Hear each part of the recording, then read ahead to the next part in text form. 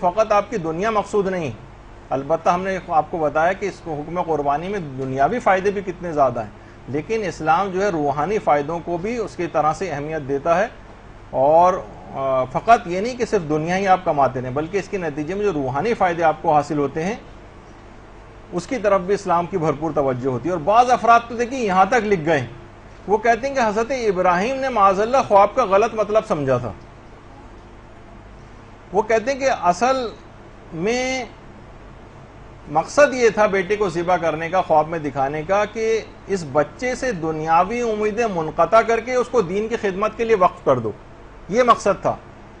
اور جب نعوذ باللہ اس ضرر رساں فعل کا ارتکاب کرنے کے لیے حضرت ابراہیم جانے لگے تو خدا نے ان کو متنبع فرمایا اور ذبح عظیم یعنی بیٹے کو دین کی خدمت میں وقف کرنے کی رہنمائی فرمائی۔ حالانکہ یعنی حضرت ابراہیم نے غلط مطلب سمجھا، حالانکہ خود قرآن نے اس کی نفی کر دی، اور خود قرآن کی آیتیں باقاعدہ قد صدقت الرؤیا، ابراہیم نے خواب کو سچا کر دکھایا۔ اور یہ افراد یعنی جو اس قسم کی کتابیں لکھ رہے ہیں اس کے اندر آپ بتائیے یہ سب باتیں کہ انبیاء تک کو اس مسئلے میں چھوڑا نہیں جا رہا۔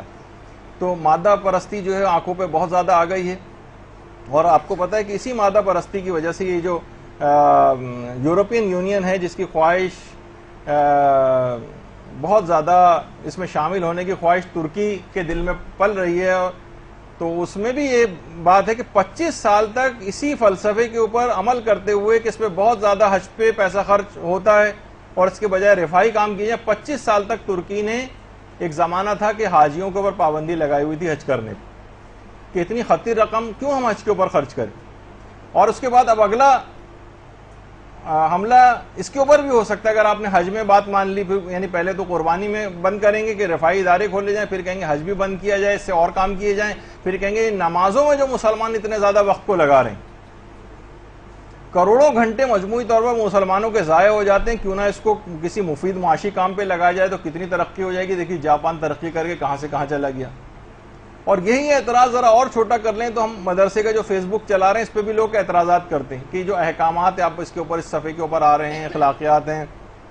کہ جناب یہ وضو غسل و تیمم کے مسئلے آپ اس کے اوپر جو ہے کر رہے ہیں، دنیا چاند پہ چلی گئی ہے اور لوگ اس سے بھی آگے کی باتیں کر رہے ہیں، اور آپ لوگ فقط اسی کے وضو کیسے کیا جائے۔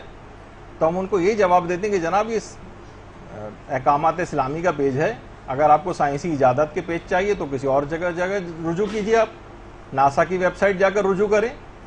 اور اگر ہم پھر وہی جواب دیتے ہیں جو اس نے کہا تھا کتنے آپ کے پلازا ہیں، ہم نے کہا کہ چلیں ہم تو اس پہ اپنا وقت ضائع کر رہے ہیں، آپ تو وقت ضائع نہیں کر رہے نا، آپ نے کتنی سائنسی ایجادات کر لی۔ تو بعض اوقات ہم بھی تلخ ہو جاتے ہیں اور کچھ جواب دینا پڑ جاتا ہے۔ تو یہ سب احمقانہ باتیں ہیں، اور صرف لوگوں جو دین کا کام کر رہے ہیں ان کی راہ کو کھوٹی کرنا ان افراد کا مقصد ہوتا ہے۔ تو بہرحال بہرحال اب صرف دو تین مسئلے اور بس باقی رہ گئے ہیں، اور وہ یہ ہے کہ کیا